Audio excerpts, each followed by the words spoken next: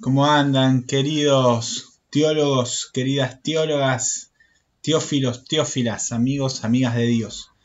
Hoy nos toca trabajar las parábolas de Jesús. Es un tema que en algún punto está muy ligado a la cuestión del reino de Dios, que ya vimos. Está muy ligado también a lo que vimos la clase pasada. Es decir, la imagen de Dios que Jesús tenía, que es lo que vimos en la clase pasada, y el reino de Dios, que era el objeto de la predicación de Jesús, está íntimamente ligado con la cuestión de las parábolas. De hecho, tanto las curaciones, el reino, los exorcismos, las predicaciones de Jesús, están todas apuntadas al reino. Y ese reino implica una transformación de la propia vida, un dejar que Dios, en el fondo, sea el rey, el soberano en nuestra forma de vivir. Y por lo tanto implica una predicación, la cuestión del reino, que tiene que invitarnos a la conversión, una conversión de mirada, no simplemente una conversión de índole de asistencia a un rito determinado, sino que un cambio de vida, una transformación en nuestra persona, ¿no? De cómo nos relacionamos con nosotros mismos, con los demás, con el entorno y con lo trascendente. Por eso nos toca trabajar hoy lo que tiene que ver con las parábolas. Los evangelios, sobre todo los sinópticos, están repletos de parábolas. Jesús habla en parábolas todo el tiempo, refiere que el reino de los cielos, en el caso de Mateo, y el reino de Dios en Marcos y Lucas, se parece a una semilla, se parece a una persona, se parece a un viñador, se parece a, no sé, cualquier tipo de comparación que a uno se le pueda ocurrir. Hay un montón ligadas generalmente al ámbito de lo agrícola, al ámbito en el que Jesús vivía, una zona rural, que hacen referencia al reino de Dios, intentando explicar esta realidad del reino, no definiéndolo a la manera de un diccionario nuestro, donde uno agarra una palabra y dice, esta palabra significa tal cosa. Jesús nunca termina definiendo el reino, sino que siempre utiliza imágenes, comparaciones, para poder hablar de esta realidad que ya está operante en medio nuestro y que en algún momento se manifestará en plenitud. Para eso me voy a achicar. Ustedes me van a poder seguir viendo mientras vamos a trabajar la cuestión de las parábolas. Bueno, la bibliografía que utilicé es la que venimos usando al momento en que estamos estudiando los evangelios, es decir, los nuevos comentarios de la Biblia de Jerusalén. El evangelio de Mateo, de Marcos y de Lucas, que corresponden a Rodríguez Carmona, Mateo y Marcos, y García Santiago, el evangelio de Lucas. Una introducción breve a la cuestión de lo que vamos a trabajar hoy con más detenimiento. Dentro de todas las cosas que nos pueden llamar la atención de la vida y obra de Jesús, es el hecho concreto de dirigirse en parábolas a los que lo escuchan o lo intentaban engañar con algún tipo de treta o trampa. No es un dato menor que si la predicación de Jesús siempre estuvo centrada en el reino de Dios, nunca lo haya definido, sino que siempre lo haya explicado mediante parábolas, ¿no? Vuelvo a insistir, el reino de Dios Jesús nunca lo define, sino que lo describe en parábolas. Y es algo propio, el hecho de dirigirse en palabras, de la vida y obra de Jesús. De hecho, vamos a ver que en los tres evangelios sinópticos, fundamentalmente, Jesús habla en parábolas. Y si bien hay una distinción, como vamos a ir viendo a lo largo del día de hoy, en torno a una misma parábola en los tres evangelios, como poniendo acentos distintos, en realidad ninguna de estas cuestiones puede poner en duda que Jesús, según un criterio de historicidad, no utilizara parábolas porque éstas fueran distintas en los evangelios, sino al contrario, que sea la misma parábola con algunas modificaciones en distintos evangelios que respondían a distintas comunidades y distintos autores sagrados, nos hablan que posiblemente en la tradición había quedado fuertemente que Jesús hablaba en parábolas. Por lo tanto, tenemos que estudiar qué es esto de las parábolas de Jesús, de qué se trata, lo de la parábola de Jesús. A veces esas parábolas Jesús no lo hacía simplemente para enseñar sobre alguna cuestión, sino para saltear o sortear alguna treta o alguna trampa que le ponían, ¿no? Sobre todo los fariseos, saduceos y escribas le ponían distintas trabas a Jesús como para hacerle pisar el palito y de esa manera poder enjuiciarlo, llevarlo a muerte. No pudieron hacerlo nunca hasta que tuvieron que inventar una suerte de juicio extraño, un juicio corrupto, para poder llevarlo, obviamente, a la muerte. O sea, Jesús utilizaba parábolas para muchísimas cosas, para explicar el reino y para sortear también en algún punto, hablando de ese reino, las trampas que le tendían los demás. Tiene que ver la parábola con una suerte de sabiduría también que Jesús tenía, ¿no? En ese escaparse de las tretas o de las trampas que le ponían la aristocracia sacerdotal de entonces. En algún punto estudiar las parábolas de Jesús es profundizar en el conocimiento de la forma de comprender la realidad y el reino de Dios que él tenía. Por medio de las parábolas, estudiándolas, ya que va a hablar sobre todo del reino. El reino de los cielos en Mateo va a decir se parece a, y en Lucas y en Marcos el reino de Dios se parece a tal cosa, y cuenta una historia.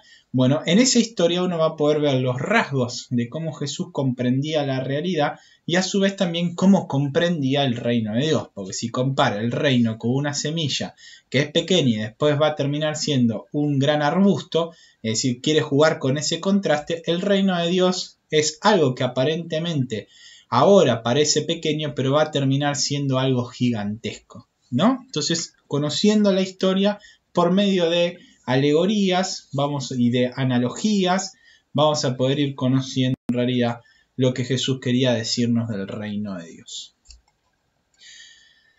Si bien es verdad que las parábolas repetidas en los diversos evangelios pueden variar de sentido, quizás esta parábola de la semilla, como vamos a ver, tiene matices específicos, la del grano de mostaza, en Mateo, en Marcos y en Lucas.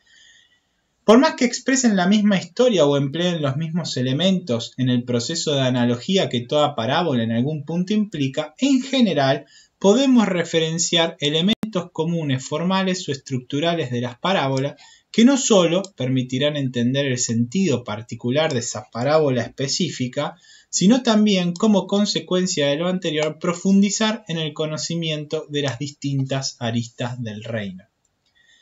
A ver, para nada debería preocuparnos que Mateo, Marcos y Lucas, por ejemplo, vuelvo a insistir, la parábola del grano de mostaza, no nos debería preocupar que marque cuestiones distintas acerca del reino, porque el reino es el mismo. Por lo tanto, al contrario, nos tiene que beneficiar que cada uno haya puesto un acento distinto en los textos, porque nos va a permitir ver distintas aristas de ese mismo reino del cual habla. Por lo que ya se ha adelantado en otras clases, el reino de Dios es una expresión que no puede ser definida ni determinada por palabra humana alguna. No podemos agarrar una palabra como del diccionario, como el cuadrado, una figura cerrada de 4 ángulos rectángulos cuya suma da 360 grados. Bueno, no podemos hacer eso con el reino, sino que tenemos que utilizar imágenes para poder hablar de él. Parte de esa realidad que tiene que hablarse por imágenes, o la causa por la cual hay que hablar con imágenes y no se lo puede definir, es que el reino de Dios en algún punto, si uno sigue las parábolas de Jesús, está en constante crecimiento. Es decir, es una realidad que va avanzando, que va progresando, que va creciendo, se va desarrollando. Por lo tanto, es medio difícil un proceso poder definirlo. Por lo tanto, lo mejor o una de las mejores formas que hay para poder expresar un proceso es mediante una imagen, que en algún punto nos insinúa algo de ese proceso, pero no lo termina determinando como la definición del cuadrado que vimos recién, ¿no? Entonces nos avanza algo, nos presenta algo acerca de ese reino, pero da lugar también a que surjan otros sentidos de ese mismo reino. Pero no solo porque es algo que está en progreso y que se está desarrollando, sino también porque hay una dimensión divina en ese reino. O sea, el ser humano puede favorecer las condiciones para que ese reino se dé y sí, puede generar cambios estructurales en su sociedad, en su economía, en la política, y de esa forma va a generar modificaciones estructurales para que ese reino siga creciendo. Pero en el fondo, la fuerza de ese reino depende de Dios, ¿no? Es Dios mismo el que está haciendo crecer ese reino. Uno le puede terminar de poner obstáculos o favorecer ese crecimiento, como si uno pudiera abonar la tierra donde pone el grano de mostaza o dejaría la tierra árida a fin de que surja la semilla como puede y cuando pueda. Por lo tanto, entonces, por esas dos razones, a veces es mejor hablar en imágenes, insinuando algunas características, pero dejando también lugar a otros sentidos, dado que no podemos abarcar con nuestras palabras una realidad tal como la del reino de Dios. En eso hay una cierta sabiduría de parte de Jesús al no determinar el reino, sino dejarlo siempre creciente y como una realidad abierta, en tanto termina dependiendo de Dios.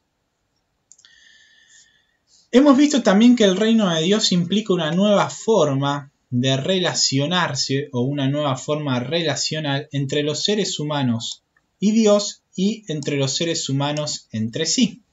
El reino se trata de una comunidad que vive de forma nueva en la cual Dios opera de forma específica, impulsando esas nuevas relaciones, asistiendo a la humanidad caída con su gracia. Y esa humanidad caída, asistida por su gracia, dará lugar nuevamente en esa circularidad que Dios siga actuando en esa comunidad y así sucesivamente Dios va teniendo la soberanía de algún punto y su plan original, su plan de perfección para todas las cosas tiene más lugar para poder cumplirse. Este reino de Dios hay que entenderlo como esas nuevas relaciones que surgen en una nueva alianza, ¿no? En ese pacto que hizo Dios con su pueblo una vez que por la muerte y la resurrección de Cristo. Es el reino de la alianza, podríamos llamarlo, o el reino de la nueva alianza, ¿no? Esa nueva alianza que nos posibilitó percibir la fuerza del Espíritu, un Espíritu que nos sumerge en la muerte con Cristo y nos resucita con Él, y de esa forma volvemos a tener la posibilidad de encontrarnos con Dios cara a cara. Junto con Cristo, por los méritos de Cristo, no por nuestros propios méritos. Recibimos la gracia por la muerte y resurrección de Cristo de poder volver a presentarnos ante Dios, pero no porque nosotros los merezcamos, sino porque alguien pagó la fianza para sacarnos de la cárcel del pecado, ¿no? Podríamos figurarlo simbólicamente así. El reino de Dios implica un respeto del orden de la creación. Implica que el ser humano finalmente encuentre su lugar en el quehacer de ese orden. No distorsionándolo, sino favoreciendo su desarrollo hasta que alcance la plenitud en la manifestación plena de la parusía. Es decir, el reino de Dios implica un respeto del orden de la creación. Dios creó a esta creación con un cierto orden, ya lo vimos en los relatos del Génesis. Implica que el ser humano tiene que respetar ese orden. El texto de Adán y Eva y del pecado original nos habla, o del pecado que luego se llamó el pecado original, nos habla de esa distorsión que sufre el mundo cuando el ser humano intenta ponerse en el lugar de Dios, determinando lo bueno y lo malo.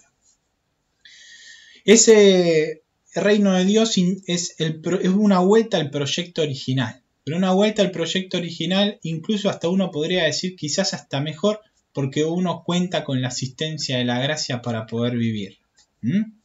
Está bien que la antropología del texto original no nos está diciendo justamente que la humanidad cae a partir del pecado, pero bueno, y que la gracia viene a salvarnos y a restaurar esa humanidad caída, a fortalecerla para no volver a ponernos en el lugar de Dios, sino ubicarnos realmente como criaturas.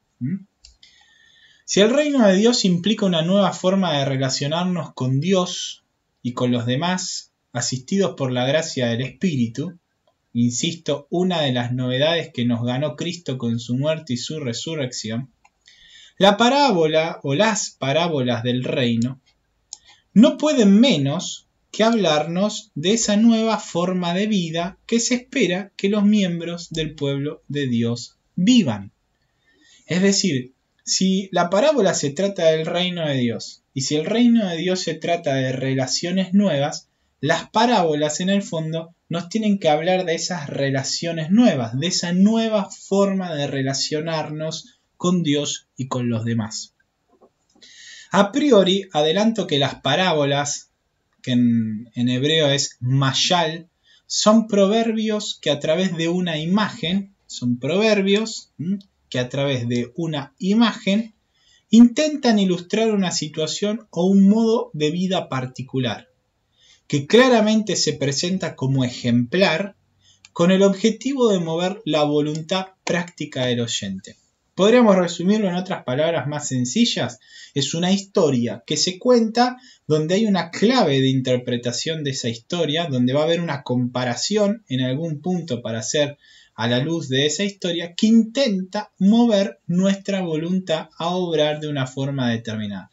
Es decir, te cuento una historia para que esa historia genere cambios en vos, no mágicos claramente, sino de aceptación de esa historia, del contenido de esa historia, y así cambiar la forma de vivir. Uno cambia la forma de vivir luego de escuchar las parábolas, ¿no? Entonces las parábolas son un buen elemento catequético, uno podría decir, porque nos ayudan a comprender el mensaje del reino y nos ayudan a cambiar. La cuestión de las parábolas es más compleja. Introductoriamente uno podría decir que hay parábolas y que hay más bien analogías, ¿no? O alegorías. Son dos cosas distintas. Una cosa es una alegoría y otra cosa es una parábola. En la parábola, que es lo que nosotros vamos a ver hoy, a veces se va a poder, capaz que se mezcla un poco con la alegoría, pero para que sepan bien cuál es la distinción. Una parábola es justamente un proverbio que a través de una imagen busca suscitar un cambio en nuestro obrar. La alegoría también va a ser así, pero hay una diferencia en su estructura. Después lo vamos a poder capaz que charlar un poco mejor. En la parábola no hay que buscar más que la comparación que da la misma parábola. Es decir, si la parábola me habla de una semilla que crece en el campo y eso se va a transformar en el árbol más grande, no hay que decir que en realidad el campo está significando el corazón y la semilla, la palabra de Dios, y por lo tanto el árbol en realidad es el fruto o la vida que yo desarrollo en la gracia. No, es el texto concreto que está ahí delante. Es esa la imagen que se está comparando. El reino de Dios se parece a eso. Otra cosa es la alegoría. En la alegoría sí hay una determinación específica de qué significa cada una de las imágenes. Entonces uno podría decir en esa famosa alegoría de la semilla que cae en tierra fértil, una semilla que cae entre rocas, una semilla que cae al costado del camino, una semilla que cae entre espinas, donde el texto nos va diciendo que bueno, la palabra va creciendo de manera distinta porque el terreno es distinto. Entonces la semilla es la palabra de Dios en el corazón humano,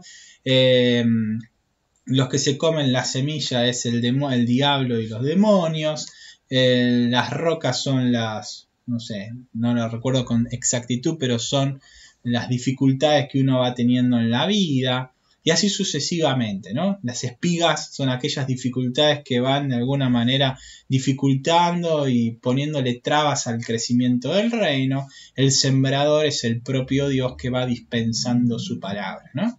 Eso es una alegoría. Es decir, hay definiciones concretas. La semilla significa esto, la tierra significa esto, el sembrador significa esto. En la parábola no hay esas determinaciones. Lo que dice el texto es lo que dice el texto. Dicha esta introducción general, paso entonces sí al concepto de parábola y la estructura general de casi todas las parábolas. Si bien puede haber modificaciones y habrá que estudiarlas en los casos concretos, uno puede decir que en general las parábolas están estructuradas de la forma en que la vamos a ver.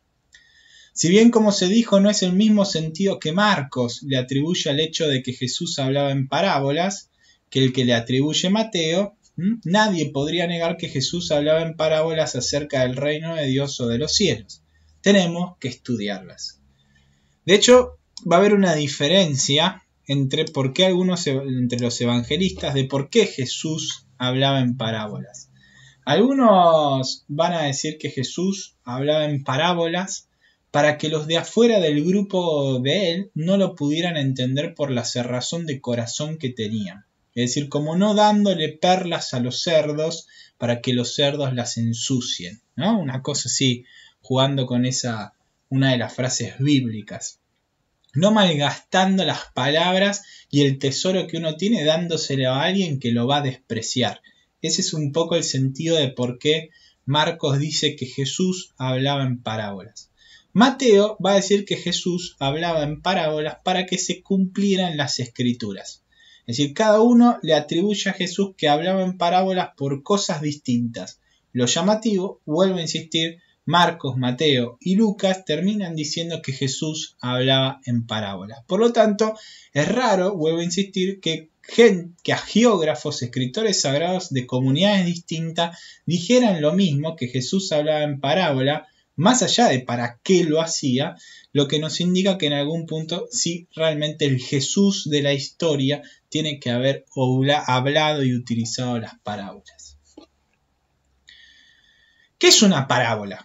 Ya dijimos, ¿no? Era un proverbio que con una imagen en realidad buscaba generar a través de una historia una aceptación o un rechazo de la historia para modificar nuestra voluntad o invitarnos, mejor dicho, a modificar nuestro accionar, nuestra forma de vida.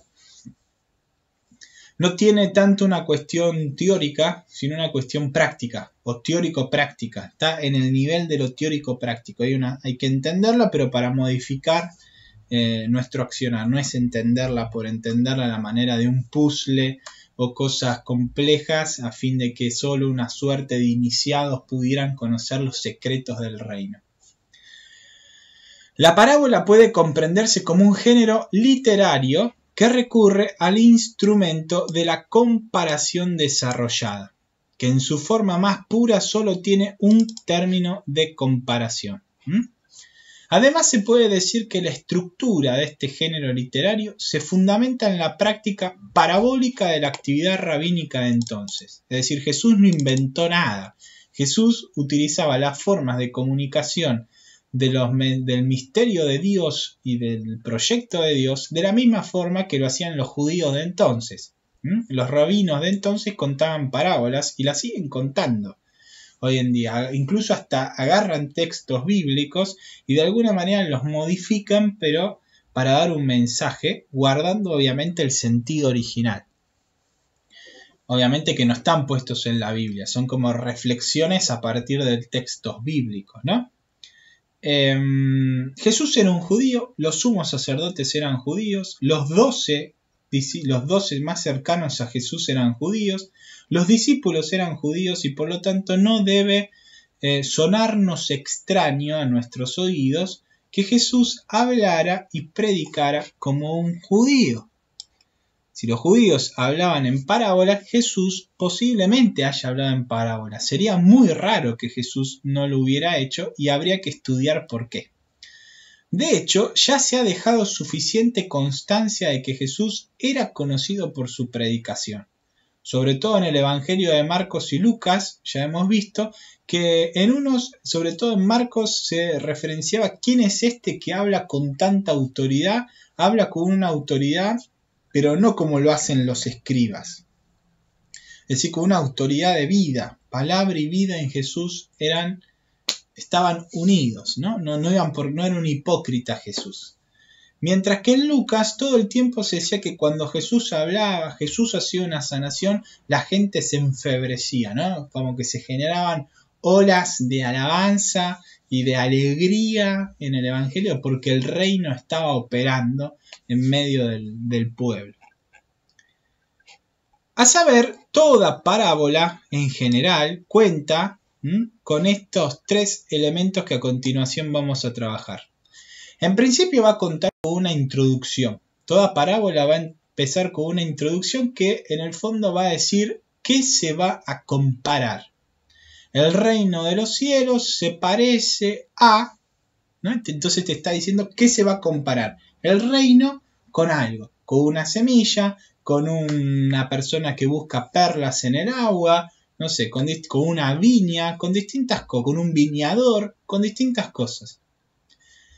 Luego hay una parte donde se desarrolla básicamente la story history que implique esa comparación. Entonces, en nuestro caso vamos a ver que el sembrador puso una semilla en el campo y esa semilla, que es la más chiquita, va a terminar siendo en algún punto la más grande, ¿no?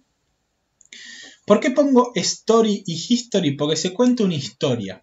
Pero puede ser una historia totalmente inventada, puede ser una historia que modifique algo que pasó realmente o puede ser algo que pasó realmente tal cual se está contando.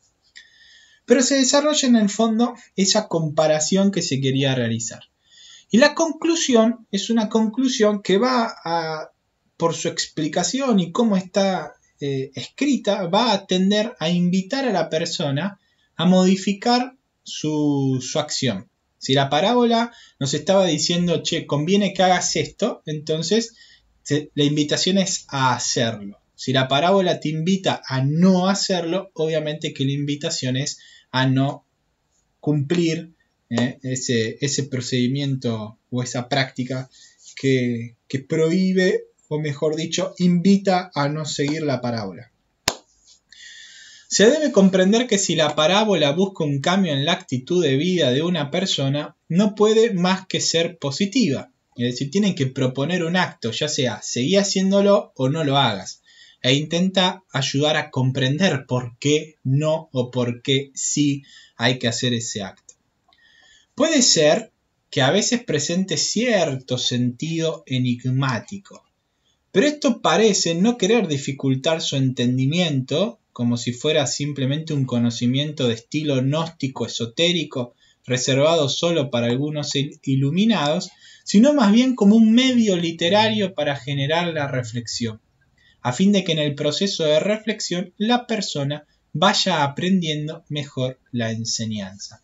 Es decir, hay algunas parábolas que cuando uno las escucha no parecen tan sencillas de interpretar y uno no termina de entender con bastante claridad y evidencia hacia dónde apunta la parábola, por más de que al principio se dio en la introducción de la parábola la clave de interpretación. Pero esto no es porque Jesús hablaba raro para que los cercanos solamente pudieran entenderlo y los de afuera de alguna manera que se la rebusquen para ver cómo se salvan. Porque eso es totalmente opuesto al reino de Dios, que Dios quiere que todos se salven. Entonces, ¿cómo se van a salvar todos si solamente el conocimiento era para algunos? La respuesta no está ahí porque sería una contradicción. La respuesta está en que básicamente la idea justamente de que a veces sea enigmático es para mover la reflexión. Es para que uno le hinque el diente realmente a la historia.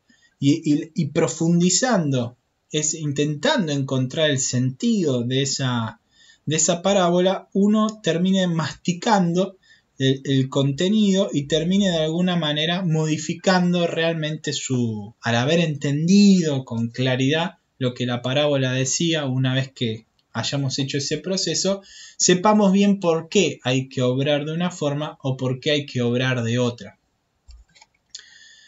Esto tiene sentido si uno lo pone a pensar, dado que en solo casos muy excepcionales uno cambia su forma de ser de forma repentina. Generalmente, en el mayor de los casos, esto implica un proceso de comprensión de la actitud de vida que uno lleva un tiempo también para contrastar con algún modo de vida ligado al valor, a un valor determinado, nos lleva un tiempo de cambio, nos lleva un tiempo de aprender un nuevo modo de vivir y finalmente la vivencia cotidiana del mismo nos va a llevar un tiempo prolongado poder construirla en hábito o de generar un hábito, ¿no? Entonces es interesante que a veces haya que reflexionar la parábola porque en el fondo es lo que termina pasándonos en la vida. Nadie genera un cambio en su propia vida, un cambio radical como las parábolas nos invitan porque se trata del reino de Dios, de forma espontánea. Son muy pocos los casos, salvo cuestiones extraordinarias que nos hayan pasado en la vida, por las cuales uno cambia de un día para el otro su forma de vivir. Entonces, de alguna manera hay un paralelismo entre este proceso de reflexión para entender la parábola y cómo uno tiene que ir cambiando su vida de a poco hasta vivir realmente desde adentro la propuesta del reino de Dios. Aprender mediante la reflexión es parte de la sabiduría vital del pueblo judío. A su vez, cabe destacar que la parábola implica un esfuerzo. Cómo cambiar la forma de vida también lo implica. La primera, un esfuerzo reflexivo, una razón teórico-práctica. Y la segunda, un cambio actitudinal operativo, ¿no? Es decir, es esto que le estábamos hablando. El proceso de reflexión de alguna manera encuentra su analogía en el proceso de la vida para cambiar una actitud de vida. Cabe destacar que la reflexión práctica o teórico-práctica de la parábola solo será posible si existe una apertura de parte de la persona para con el mensaje que se pretende enseñar. Es decir, si yo ya estoy escuchando la historia sabiendo que no voy a cambiar nada, y bueno, la historia no tiene ningún sentido que voy a escuchar. La parábola no tiene sentido. Es como cuando uno va a un psicólogo y no le cuenta la verdad o no hace lo que el psicólogo o lo que uno va construyendo con el psicólogo no lo termina haciendo. Entonces no tiene mucho sentido. Uno no quiere cambiar. Y la propuesta del reino no es una imposición. La propuesta del reino es una invitación. Dios no te impone nada. Dios te invita. El reino no impone. El reino te invita a participar en él. Lo mismo pasa con la parábola. Si uno se dispone, estás invitado a poder vivir ese modo de vida que la parábola te quiere decir. La parábola nunca te va a imponer. De ahí que tal es el mensaje en importancia, que tampoco se puede dar así porque así, ¿no? Lo que hablábamos. Hay una frase famosa en la Biblia que dice: no den a los perros lo que es santo, ni echen sus perlas delante de los puercos, no sea que las pisoteen con sus patas y después volviéndose se despedacen, ¿no? Mateo capítulo 7, versículo 6. Es algo sagrado, es algo importante, no podemos tirarlo, como dicen en general, a la chacota, no podemos tirarlo para que otros lo pisoteen. Es lo mismo que nos pasa a nosotros, cuando tenemos una experiencia importante, una alegría, un sufrimiento que contarle al otro, no se lo contamos a todas las personas. Se los contamos a las personas que sabemos que la van a escuchar, que se van a alegrar, que nos van a consolar. No expresamos lo importante a cualquiera. Lo mismo con el reino de Dios, ¿no? Para Jesús el reino era lo más importante. Era esa experiencia de Dios que venía a modificar la historia de la humanidad. Y bueno, entonces no se lo iba a dar a cualquiera. Todo aquel que quería escucharlo, Jesús se lo iba a decir, pero no iba a desperdiciarlo en aquellos que su corazón ya estaba endurecido. La historia tiene ese sentido como recurso didáctico, ¿no? Esto de history y story, en realidad es un recurso didáctico. Jesús podría haberte dicho: mira, la forma que tenés que vivir es esta, porque el reino implica esto. Pero de alguna manera sabemos que las historias acaparan nuestra atención de forma particular. ¿Podría decirse de forma seca cómo vivir? Sí, pero la historia nos llama a formar parte de ella y a colocarnos en el lugar de las personas. Nos invita a jugar un poco más, nos invita a trascender una historia, ¿no? Uno ve una película y se mete en la película, sufre con los personajes, se alegra con los personajes, llora con los personajes. Bueno, lo mismo pasa cuando uno escucha una parábola, debería suscitarnos eso.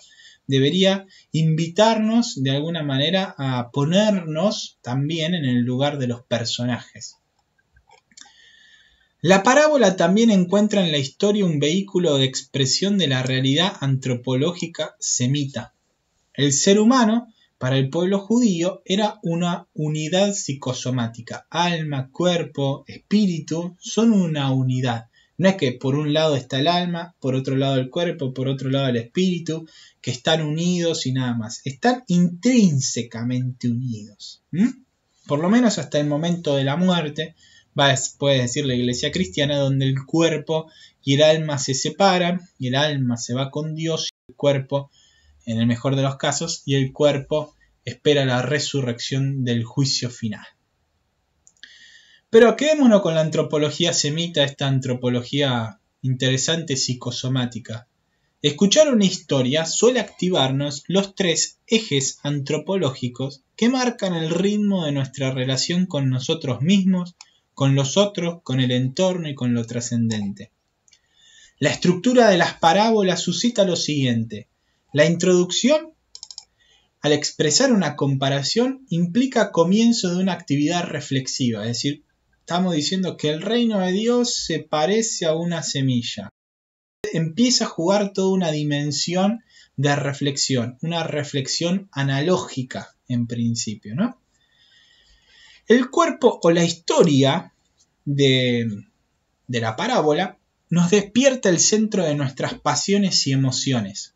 Podemos pensar, por ejemplo, en la catarsis griega, donde uno se involucra en lo que está viendo, y ese involucrar y sentir de alguna manera, al verlo afuera, nos termina liberando de nuestras pasiones.